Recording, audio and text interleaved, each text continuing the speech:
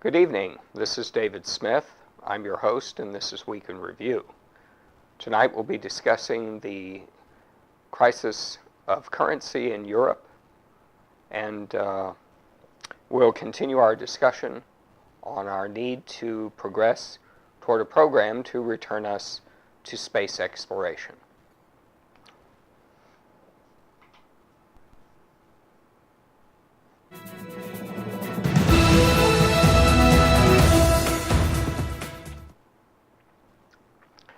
Before we begin our discussion for this evening, I'd like to acknowledge that we have our co-host, Eric Hoffman, with us. He's in San Diego, California.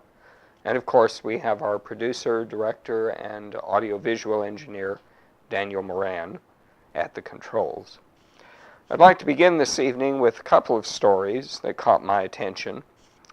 15% of the United States population is currently using food stamps.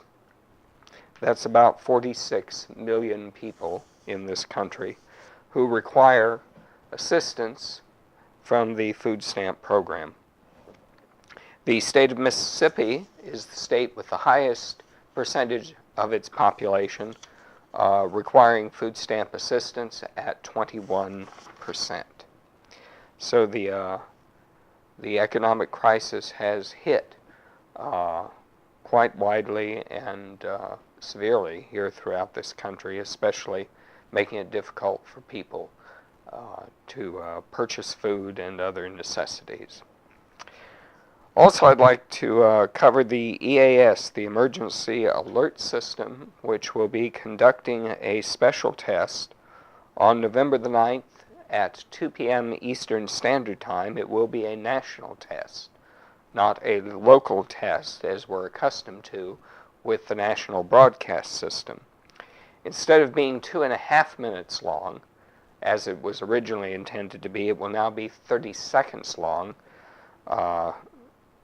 Homeland Security Secretary Janet Napolitano was concerned that the longer time period might cause alarm to a number of people because it will affect television, radio, cable, satellite, and other media as well. So that test will be at 2 p.m. on November the 9th, and that's 2 p.m. Eastern Standard Time.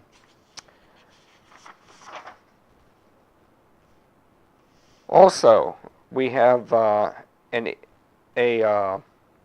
group that I found. I've noticed that the Occupy Wall Street movement has yet to come up with many demands or to put forth a particular specific agenda. Found a group, two groups actually, Veterans Defenders of America and the United States Patriot Union will be holding a rally and march in Washington, D.C. on Veterans Day, November the 11th, 2011. They will begin meeting at the Washington Monument at 6 o'clock in the morning and will proceed from there to various venues in Washington, D.C.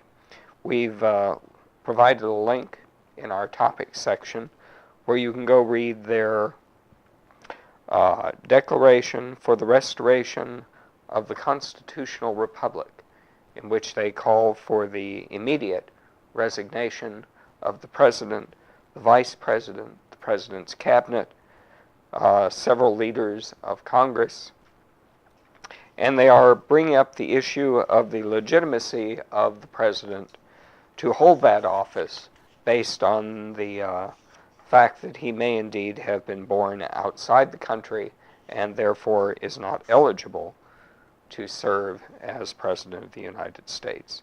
But we've provided a link to that for you. They apparently have a very well thought out agenda and very specific and definite proposals and propositions that they're making. So, another point of view from that of the Occupy Wall Street movement. Well, tonight, I have to tell you all, it's been such a week though I couldn't quite figure out where to start. To begin with, we have the Occupy Wall Street in Oakland, the Occupy Oakland movement, and what happened there. The injury of Scott Olson, the young Marine veteran who was there, who was struck in the head by a spent gas canister fired by the Oakland Police Department. He was seriously injured. Latest reports are he's been moved to a secluded location where he is improving, although he is still unable to speak. He communicates by writing questions and answers on a pad of paper that he keeps at his bedside, but at least he is making improvement. There was the strike, the general strike in Oakland. What do you gentlemen think of this? The Occupy movement is becoming a little more strident in certain areas. Apparently, last night I was going to dinner with a friend, and he was looking at the news on his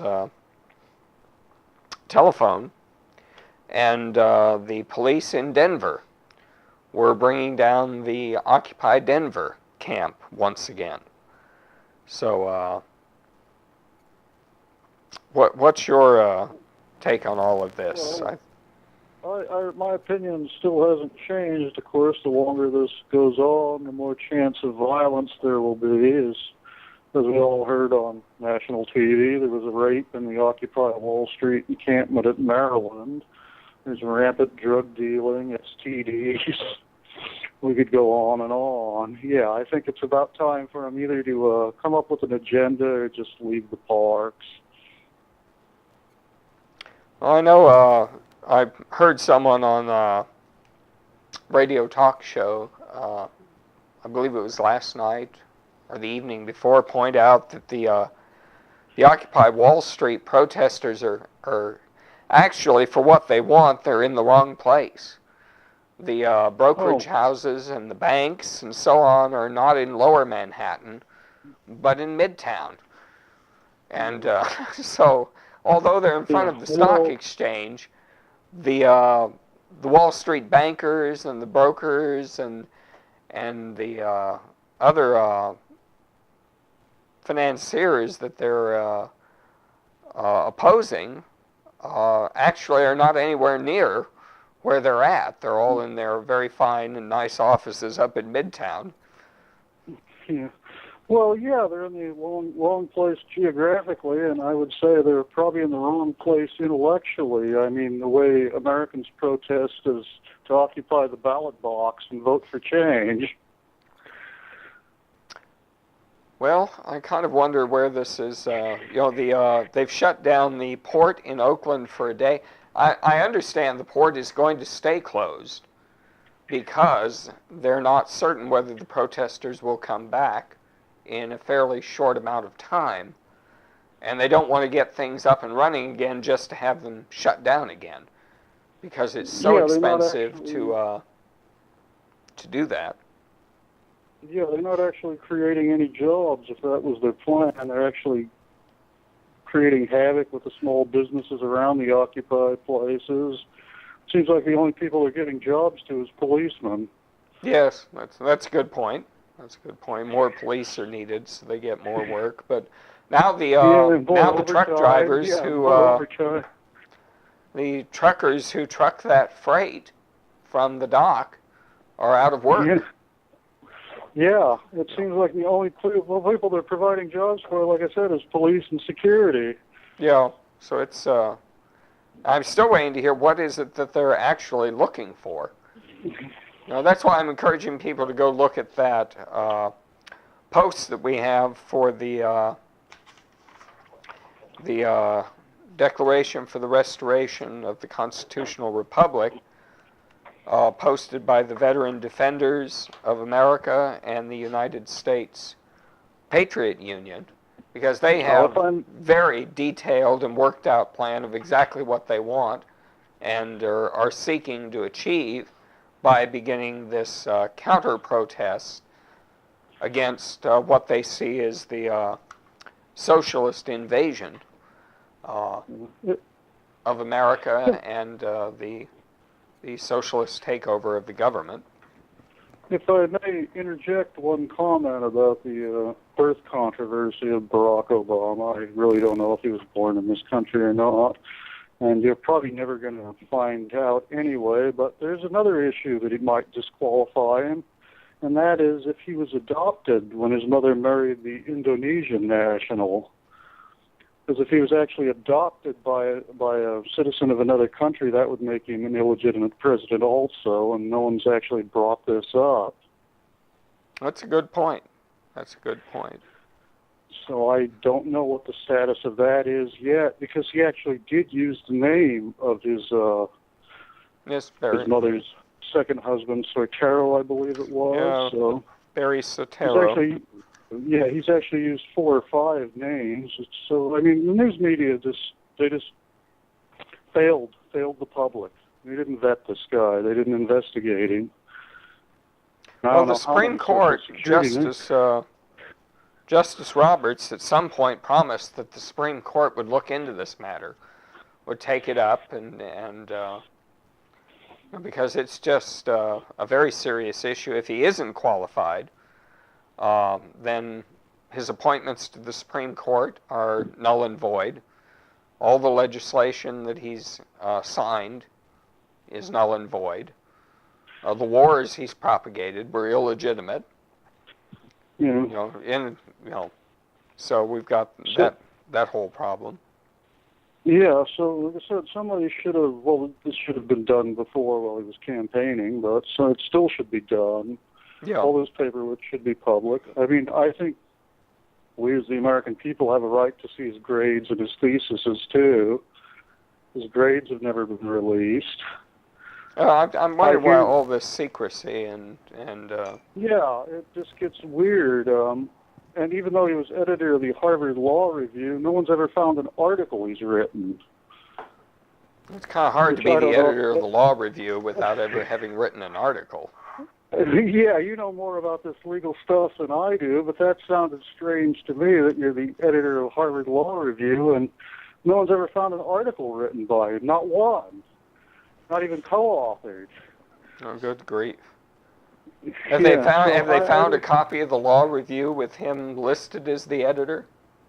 Oh yeah, we do know that he was voted editor of the Harvard Law Review. That's all beyond dispute. But the weird thing is there's no articles by him. Interesting. Yeah, you don't become the editor of the Law Review without being a published contributor to the Law Review. That just doesn't happen. Yeah, you have to work your way up on the Law Review like anywhere else. You have to prove yourself. There's just a lot of weird stuff that just doesn't make sense somehow. You And that's just, like I said, there's just so much in Obama that, like I said, I think that he claimed he was going to be the most transparent president. We can't find anything, so. Well, the interesting thing about these two groups, the Veteran Defenders of America and the United States Patriot Union, they have received absolutely no coverage in the mainstream media. Yeah. Absolutely none. I've never heard of them. I've never heard about this movement. And apparently they've been organized and working on this since May of 2007. Hmm. There just seems to be a lot of weird stuff about Obama, and I read an author who wrote Deconstructing Obama, wrote an article on his book. He looked for the 2 girlfriends mentioned in Obama's book, and no one's been able to find them either. Good grief. So he's got an entire life fictitiously designed. Yeah. It's just, I mean, they might be out there, but it's just kind of strange that none of them came out. You can't find anyone. So, Can't find anyone. We certainly knew all of Bill Clinton's ex-girlfriends before and after he was married. Yes, isn't that true? We knew George W. Bush's girlfriend before he married Laura. Like I said, it just seems, just to take it all together, the weirdness just gets more and more and more. I don't know what to make an opinion on it, but it's just weird. Well, I think this issue of the birth certificate that the White House released has been, in several cases, people have looked at it and examined it, and it's apparently a forgery. It's someone else's birth certificate that's been doctored. So. Could be, yeah. I mean, it would be nice if one of the doctors or nurses that was there at the time would come out and say, "Oh yeah, I was there." Yeah. Well, these are all questions that need to be dealt with, because this is just, and even if he is, so many of them. Even if he's found to be legitimate, this turning of the government into some sort of a socialist or communist bureaucracy with all these czars and committees and doing end runs around the Constitution by using administrative powers, all this has to end. This is just... all this has to end. And like I said, the weirdness, if it was just one or two things, but it just seems like every aspect of his life is like this. Yes. There was also the trip to Indonesia when he was supposedly a starving student, and he stays at the Indonesian Hilton. Well, this gets stranger and stranger. Well, anyway, that... Yeah, well, like I said, we're interested to hear from our readers. If anybody has any information, please send it in. Yeah, because it's just... We know we have a few listeners in Indonesia. We know you're there. So if any of you happen to know anybody that worked at the Indonesian Hilton or anything that remembers him, just send it in, please. Well, moving on to well, there's that issue. We're dealing with that. We have the 5th largest port in the nation shut down now. Truckers are not working. The offloaders who worked on the big cranes to offload those ships and so on, they're not working. Occupy Wall Street seems to have having the opposite effect. They're putting people out of work. Not, like I said, aside from police and security, they're not putting anybody else to work. Yeah, we're not getting anyone going to work. We're getting people put out of work. Yeah. Except for, as you point out, the police and the security services. Yeah. Well, the G20 is going on in Cannes. This thing is a piece of theater. This is better than an Italian opera. Well, this is the Cannes Film Festival. Yeah, I'm kind of wondering if they held it in Cannes just so they could put on this farce. Yeah. I mean, Papandreou, we're going to have a referendum. We're not going to have a referendum. I'm hanging on by the skin of my teeth. He barely survives this no confidence vote. And, Merkel and Sarkozy are off there flexing their muscles like the big bad boys of the Eurozone. Telling them, we're not going to give you any more loans from the Eurozone, and you're not going to get any money from the IMF either. And in his country, the populace is about to explode. Yeah. You wanted to know how it was to live in the Weimar Republic? Well, you got it. The League of Nations is a joke. The UN's a joke. All kinds of conferences that are accomplishing nothing. The UN, there's another one this week. There's another one. UNESCO. What is wrong with these people? I mean, first of all, this is what gets me. First of all, I was noticing on the news they had the Palestinian Minister of Tourism, the Palestinian ambassador to the UN, the Palestinian president. There isn't even a state of Palestine. These are offices that belong to a state. There isn't even a state for them to... How can you have an ambassador from a place that doesn't exist? Well, I'd like to know how much tourism they have. I don't I've get never this. seen Sounds- Visit Beautiful Palestine brochure. How can I apply for this job? It sounds like there's not very many duties except for to show up on TV. Yeah. I don't get it. I mean, they have all the apparatus, but no state. You know, and they're trying to get their state, but they're, you know, they've been told this isn't the way to do it. It's not going to work because if you try, the United States is going to veto you all along the way. Yeah. You know. Well, I actually looked up the name Palestine, and you know where it comes from. It's what the Romans called Israel. Yeah, Because there's yeah, no. it was It was supposed to be the state of the it was a Philistines. province of the Roman Empire, and then it Yeah. became a province of the Turkish Empire, populated with Arab peoples. No, Palestine There- is the there's- land there- of the Philistines. You know, there are no Palestinians. There's no Philistines left. No, there. No. So I'm just. There's no You know, and I don't say Philistines these left in the world. Arabs should not have a state there. They were on the land and they're descent. But there are no this artificial history that they've created and genealogy of Palestinians going back to Abraham is just nonsense. No, that's the land of the Philistines. That's what Palestine is. No, Jordan was supposed to be the state for Muslim Arabs, Lebanon for Christian Arabs, and Israel for Jews. So this I don't get it. UNESCO cut its nose off to spite its own face because the majority of its funding, of course, comes from the United States. You know, we fund everything, and they knew what was going to happen.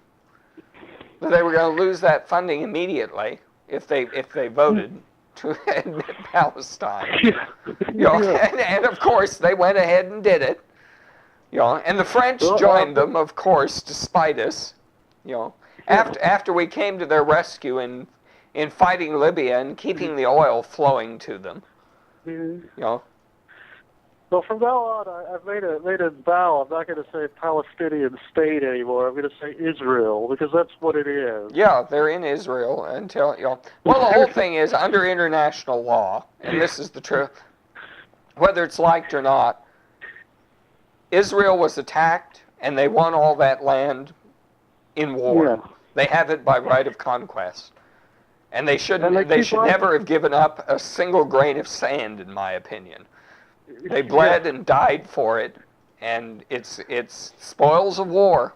And that's the end of it. I keep hearing these Muslim Arabs talk about the right of return, you know, but I mean, there were Christians there were both Christians and Jews in the Arabic Peninsula for years, for centuries. Mm-hmm. I don't hear them talking about wanting them to come back. No, that whole thing over there is just an unbelievable mess. And of course, today, there were 2 more boats that went, you know, they set sail yesterday from Turkey for Palestine. Of course, they were interdicted in international waters before they could get there by the Israeli Navy. You know. I don't see the Turks inviting the Greeks back into Constantinople or Istanbul for their right of return. No, this just seems to apply only to this little group of people. Yeah. Most of whom were born in another country. And, you know, when the war for independence, Israel's war for independence, happened, the Arab countries around them who went to war, you know, invaded them, expelled all their Jews in all those countries, and Israel had to take all of them in. So they need the West Bank to provide those people and their descendants with living space. Because they had to absorb all the Jews from all the other Arab countries. Yeah. Well, if you do find any Dagon worshipping Philistines, I will support their right of return. Their right of return, yes. I don't. Yeah, you're gonna be hard pressed to find those. You know. If you can find any group of Dagon worshipping Philistines anywhere in the world, I will support them wholeheartedly. In their return. They should be able to return in their return to the land, their homeland of their forefathers. Huh? Yes. But that whole If you issue, find there's a another. yeah. That whole thing was another issue this week. It seems like this is the week of insanity. You know, Yeah. the whole and the international order, everything is just, nuts coming out of the woodwork everywhere. Yeah, and okay, let's move on to the effect it had here in this country. The collapse Okay. the collapse of MF Holdings. And I wonder what MF stands for, by the way. Yeah. Corzine, Yeah. who resigned Well, today. Dave, Corzine resigned today. I hope they put his keister in prison. I'm just someone's Rather good got Goldman to Sachs pay, and it guy. ought to be him, because he knew what he was doing. He intentionally did this, and MF Holdings apparently used their clients' money for corporate purposes, which is, of course, a felony. So catch me up to date on MF Holdings. What type of company is it? MF Holdings is headed by John Corzine, who's the former governor of New Jersey, and a United States senator who paid, I don't know, how many millions did he pay to get elected of his own money? How much, Eric? I don't know. I don't remember. It's an enormous amount of money. Enormous amount of money. He's another Goldman Sachs graduate, by the way. Oh, of course. Put There are, that in. the incestuous group of Yeah. criminals up there. Yeah. They're all intermarried and intertwining. And, anyway, he took over MF Holdings when he left the Senate, and he wanted to go back, and what he wanted was to get back to the position that he'd had when he was with Goldman Sachs. Yeah. He had fallen because of bad judgment and so on. But he wanted to get himself back up in that tier. Mm-hmm. So he got into buying a lot of sovereign debt from Greece. Well, of course, we all know what happened with Greece the last couple of years. Well, MF Holdings lost about $40 billion in assets because So he was of this. taking his clients' money and investing. Well, yeah, that's another issue. But they lost about $40 billion. And if Greece had defaulted on their loan, he thought he had powerful people to bail him out. But that's why MF Holdings went bankrupt last Sunday. They had to file for bankruptcy. Because Papandreou is saying, well, we're not going to accept the austerity measures. We're going to let the people vote on this. And we all know how the vote on that's going to go. So all this sovereign debt that they're holding, which is backing a whole bunch of mutual funds money for U.S. citizens who had invested in that was all going to be wiped out. So Geithner makes a quick trip over to Europe to get Merkel and Sarkozy to go pressure Papandreou to tell him, you can't do this because you're going to ruin the American economy if you do it. And so Papandreou gets out there and says, well, no, we're going to go ahead and do it anyway. Which is his right, being a sovereign head of a nation. Yeah, he's sovereign head of a nation. He knew exactly what the people were going to do, and he made it very clear to the press in front of the G20 meeting when he came out one day. He said, let me make it very clear what we're doing here. This is what we're doing.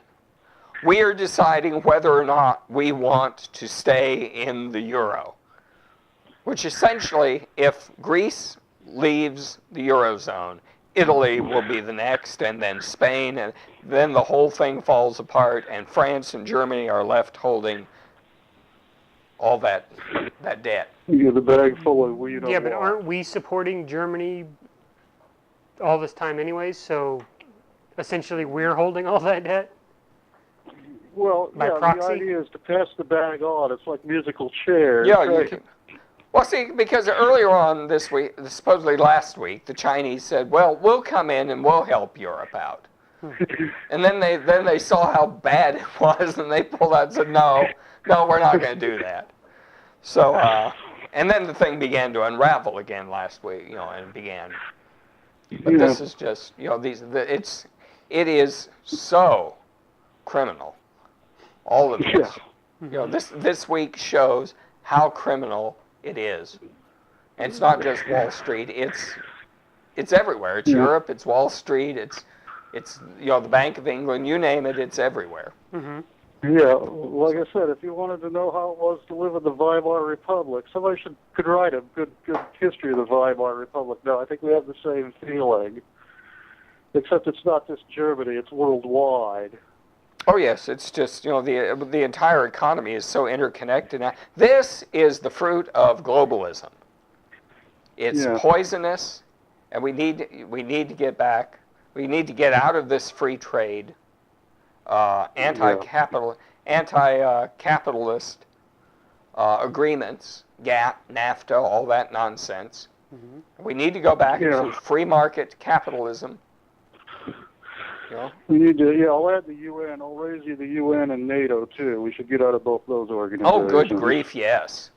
I agree with Gene Kirkpatrick, our former ambassador to the UN, no less. I'll be at the end of the dock waving them goodbye, because they need to go. Yep. They just need to go. They need to go. NATO needs to go. We don't need to support Europe. Europe's not building militaries anymore. No, if Europe wants an army and a navy and an air force, let them work together to build it, or let each nation have its own again. Yeah. But we can't be paying for that anymore. I don't know how much of that budget. I'm sure it's about 50% of that budget we pay for. It used to be about 80% of that budget. Yeah, at least 50. Yeah, I'm sure. And it's now about 50. Yeah. But that needs to end. It's time for the United States to pull in and, like I said, build our own economy and, like we were talking about, going to outer space. Well, we supposedly, and I seriously doubt this. I have questions whether this is true or not. But supposedly we reached the 7 billionth person in the world sometime last week. Was it last week or this week? I think it was last week. I think it was, I don't know. Do you have those stats, Daniel? But the problem I have with that is that's the estimation of the United Nations, which of course is, this group of eugenicists who are all worried about, the snails and the whales and whatever else. And, I don't think there are 7 billion people on the planet, but, they claim there are. But that's a good reason why we need to begin restoring our space program,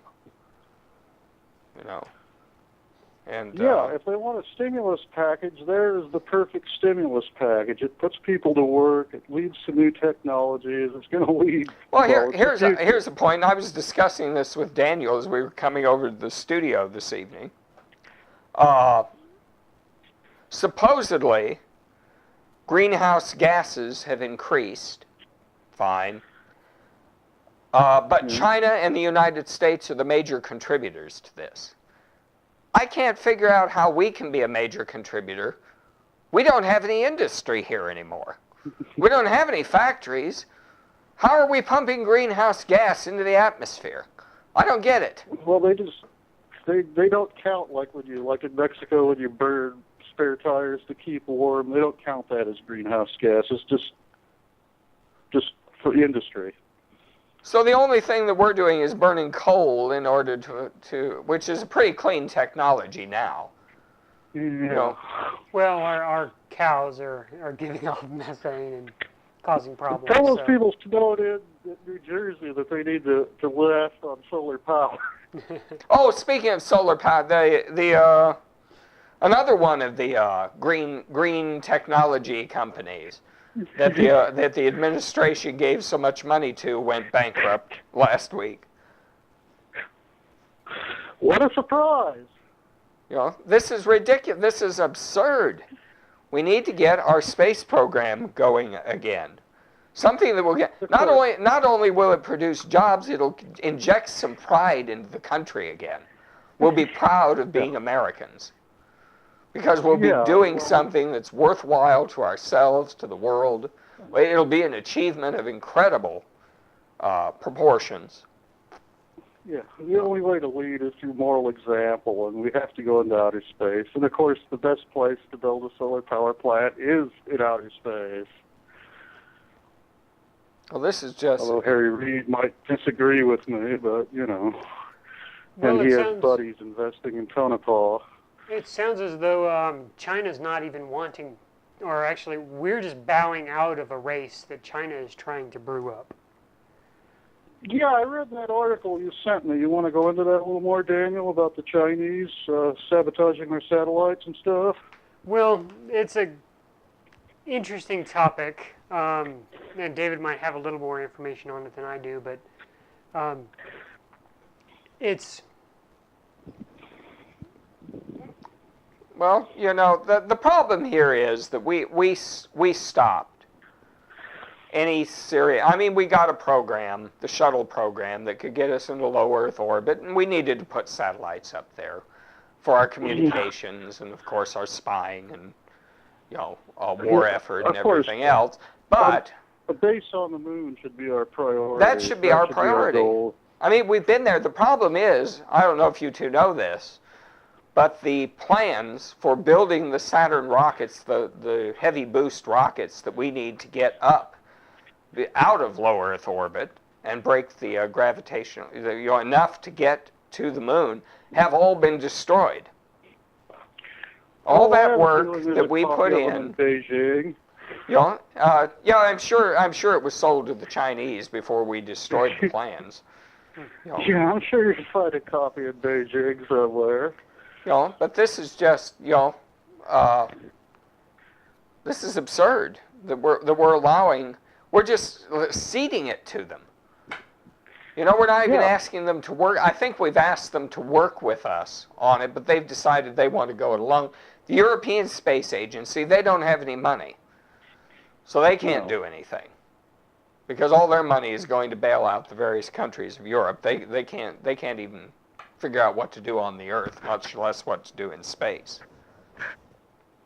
But still, we've got the ability to do it. We just don't want to do it. No, because like we were talking about earlier, we've decided to settle for mediocrity. No one has a sense of history in America. We watch reality TV. We watch Kim Kardashian and whoever else, the girl from... Oh, there's a great story. There's a great American story. $45 million on a wedding, on a marriage that lasted 2 months. I think 72 days. Yeah. 72 days, I'm sorry. 72 days, yes. 72 days, $45 million. That's incredible. Free, David, if you're looking for a wife. Good grief. I can't... Oh, we're becoming... You know, we're falling into mediocrity and banality. Yeah. You know? There is banality personified, yes. You know. Because you and I, Eric, can remember the day they landed on the moon. The first human to walk on the moon. We were watching it on TV. You know. And, it was a day that, everybody in the world was looking not at, only for ourselves, but the whole world. We had achieved something so unique that had never been achieved before in recorded human history. Well, I think this actually has a lot more to do with social change than anything else. Because back then, you know, television was still in its infancy. Not everybody was watching it every single day. That wasn't where the majority of your cognitive faculties went. Where nowadays, that's exactly where it is. The education level of society is increased, and instead of moving an object from one location to another, which took up a lot of time, now we have highly trained people, and you know, highly trained, even college or high school educated would be highly trained considering the old farmers, and they have nothing to divert their attention except for television. So more and more of their time is taken up. I was reading a book recently, and they were talking about how a Wikipedia article, if you just take one of them, and let's say there's 100 million hours in that one article of time spent either researching, updating the page. This is all numbers that come from Wikipedia itself. And that's 100 million hours of cognitive thought put into this article. If you compare that to what we watch TV, it's a tiny fraction. Even if we diverted 1% of our TV time to doing intelligent thought, like pursuing space or coming up with new business ideas, that would far easily overshadow what's going on with that one Wikipedia article. It's amazing that everybody's attention is basically being drained by this TV, which, is changing society. Oh, yeah. No, I think you've hit the nail on the proverbial head, Daniel. That we've drained our attention span down to nothing. Long-term projects, no one's interested in anymore. Exactly. Unless there's a instant gratification, it's hard to justify the cost of doing certain things. Yeah. Well, that was President Kennedy's, point that, we're not doing these things because they're easy, but because they're hard. They motivate us to expand and to stretch ourselves. And when David and I were young, there was a word you used to hear, not very often, it was still rare then, it was called foresight. Now I've never heard anybody say that word for years. Well, that's true, now that you point out. You're right. I haven't heard that word said in the last 20 years anyway. I just happened to run across it some old article. I had forgotten about it myself. It was such a rare commodity now. Well, they started warning us about this in the Reagan administration. If we did not start working on getting back to the moon as a precursor to going on to Mars and the other planets of the solar system, we were not going to be able to do it at some point because you'll lose the people who have the know-how to do it. It's like if we move all the factory production out of this country, within a short period of time, the people who are the tool and die makers who make the things that make the factories run, they'll die, and that knowledge will be gone. You're going to have to send people to China or to India, to some other country to relearn that skill. If it, you're going to have. Oh yeah, have you found a bellows maker recently anywhere? No. Although I claimed to be one once. Well, we do have a strangely enough, the only cobbler I know is down the street here in northwest Arkansas. Oh, well, that's good. We should give him a shout out then to the rest of the world. Next program, we'll give him a shout out. I'm just afraid we're going to lose, because most of the people who headed the space program are dying. They're in their they're in their 70s and 80s, and and we don't have a lot of those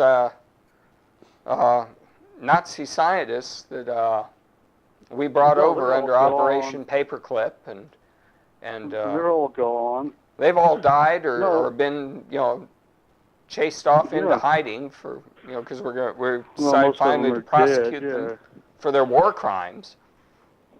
Yeah. So. Well, what do you want to say? Inertia is a bitch to fight, and when you start your drop into mediocrity, you don't know where it's going to stop, where the bottom is going to be. Well, you pointed that out. Well, I think you're right. We're going to wind up like Zimbabwe.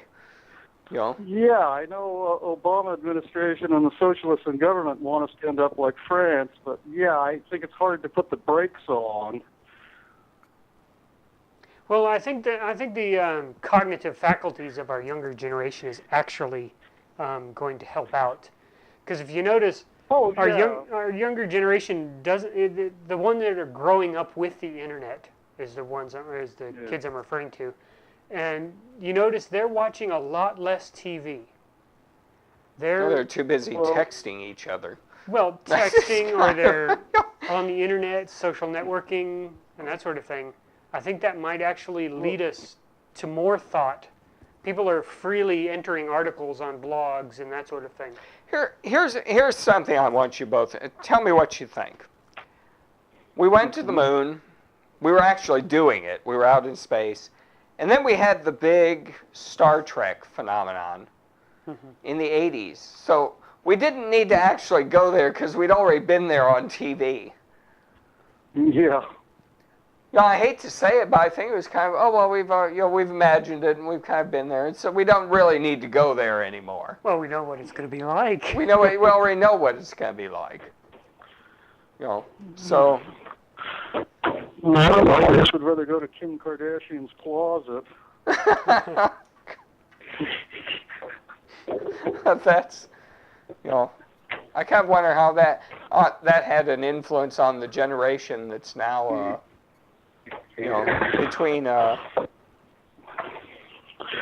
Well, yeah, I mean, Daniel's probably right. The new kids are probably a lot better in technology, but what we need is ideas and goals, and that's what's missing. The professors in most of our faculties are a bunch of communists. Well, they love mediocrity. What I'm getting at is these kids they're not just up on technology, but they're also investing time into something that basically is not paying them.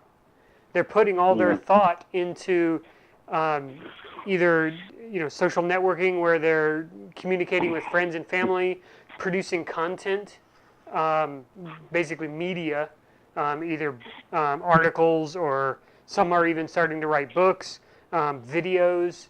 All of this is on various topics, and I believe that since they're actually thinking about it now, they might actually make some breakthroughs that will eventually come out and advance society as a whole.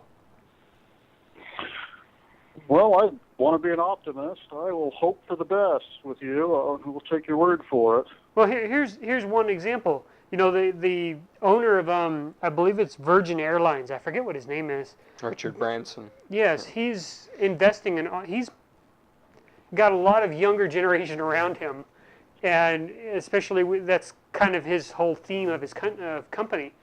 And he's investing an awful lot of money into the privatization of space. That was the thing, didn't you?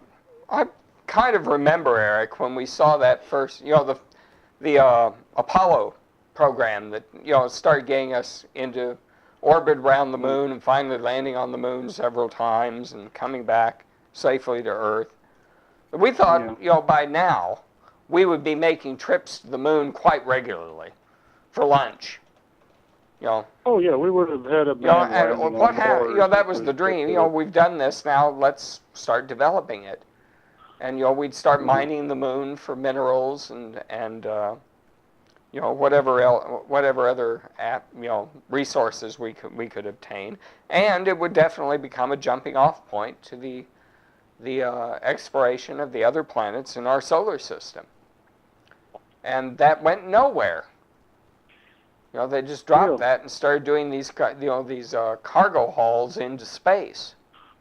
Well, the politicians just saw that money going into NASA, and they couldn't keep their hands off of it. What can I say?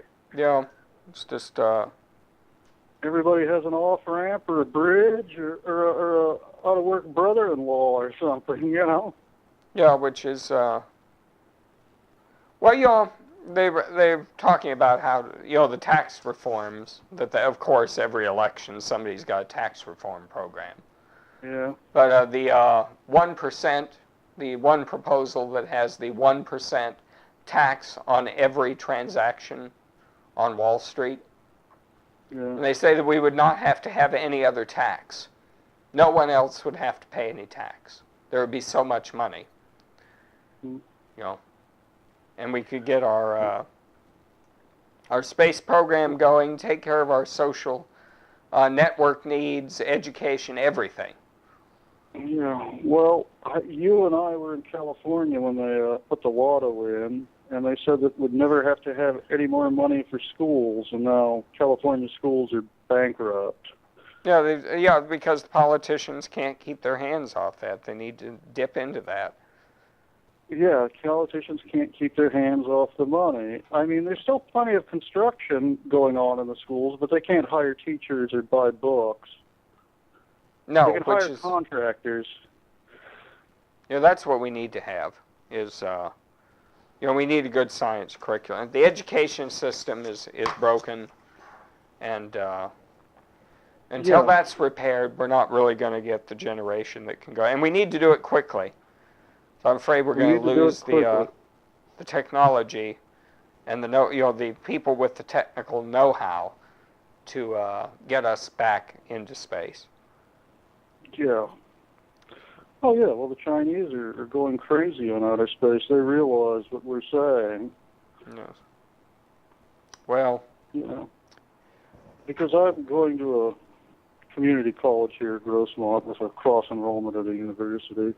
And like I said, there's plenty of construction, but there's no, they can't hire teachers, and all they're building is like AD buildings, administration buildings. Well, what I found with society in general is the fact that America has turned into something where unless we're forced to do it, we don't want to do it. So I have a feeling that if the only way the U.S. is going to get back into space is if China gets up there and starts taking control and puts their base up there, and someone's going to come up with some thought that that base threatens U.S. sovereignty, and that will get us moving and into space so that we can go conquer the moon. Well, they're already doing that. I think we better get the word out. Yeah, that's not like a prediction from far off. That's happening as we're talking. And instead, we've got people looking at green technology. Yeah, green technology that doesn't work. That never works. Never works. It's never cost efficient. If it works, it isn't cost efficient. It's not something you can develop because it isn't going to produce the benefits that they claim it will. And I understand that these solar cells, they wear out real quick. But by the time you actually get them paid for, you have to replace them. So this is just this utopian, it's this extreme socialism that's going on. And it's just a fantasy. These people are in a dream world. You want to think they're malicious, but they're just sleepwalkers. Yeah, it's just not. They're not seeing the reality of how to pull out of this mess. And that's the economic route out is through technology. And with the we've gone over this before, but the great advances in computer engineering and even in medicine, I mean, good grief. When President Kennedy went to, that was the day before he was assassinated, we went to the Randolph Aerospace Medical Center to dedicate a building there. The advances we've made in space medicine alone that we've learned just from the shuttle program. It would be a very safe proposition to begin moving people to the moon. If we're worried about having 7 billion people here, let's take half of them and put them on the moon and start mining. I agree with you. Well, that would put a lot of people to work. Yeah. Just to give a quick example, is when David and I were kids, if you had cataracts, it was really major surgery, if it even worked. Now it's like an office visit. Yeah, I've had two. I've had both my cataracts replaced. And it is the most common and safest type of surgery that there is. It was terrific. It was a great thing that happened, but and that's all because of the space program, lasers and stuff. When we were kids, if you had cataracts, you were screwed. Yeah, you were just going to gradually go blind.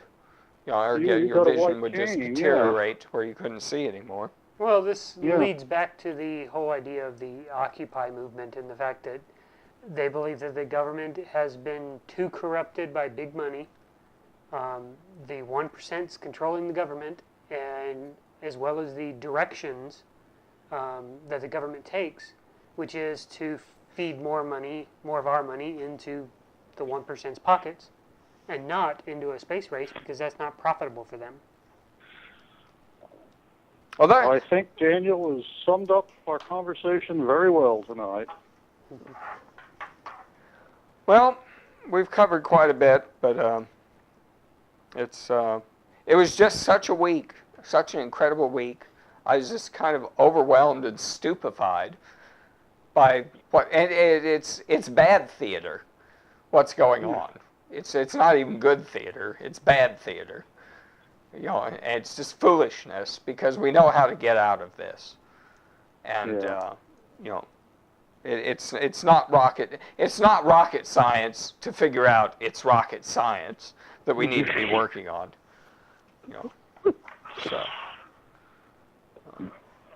And I'd just like to add to all of our viewers and listeners, please send us some comments.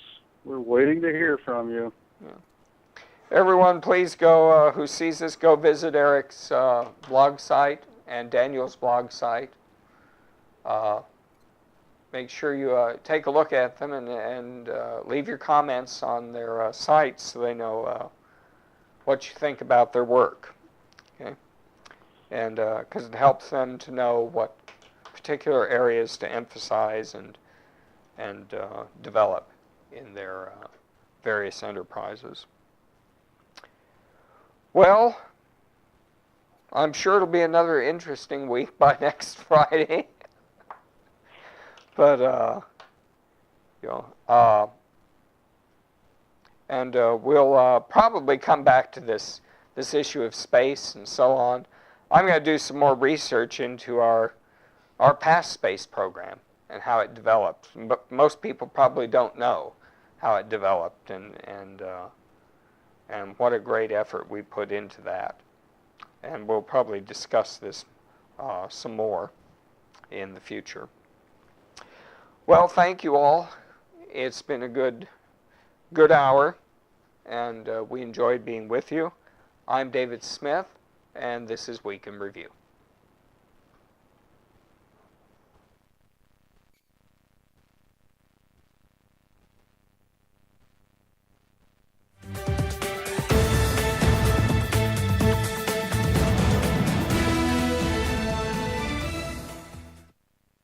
Attention passengers, as we conclude this frivolous trip to the Tonight Show, remember the taxpayers' wallets can be used as a flotation device.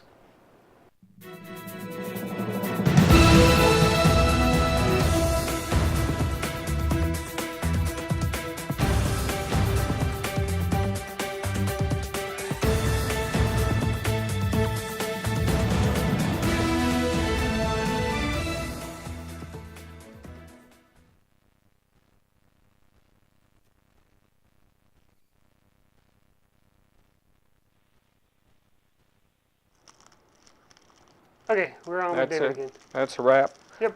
What do we talk about next week?